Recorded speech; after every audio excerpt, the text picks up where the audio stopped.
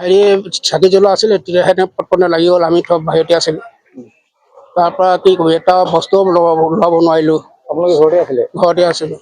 মানে পূজা কৰা থাপনাত মই চাকি জ্বলাই থৈছিলোঁ তো তাৰপৰা মানে হেৰি লাগি গ'ল ঘৰত সকলোৱে আছিলে চব আছিলোঁ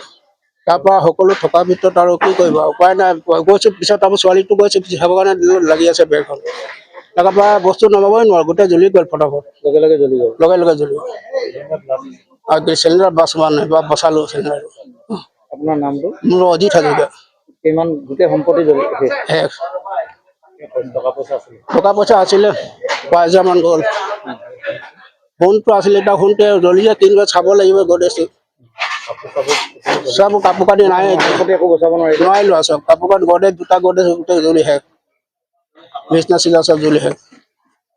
এতিয়া নমাব নোৱাৰিলে নাই ফায়াৰ ব্ৰিগেড মানে পালেহি তাৰ পালে মানে জ্বলিয়ে শেষ হ'ল আৰু কি কৰিব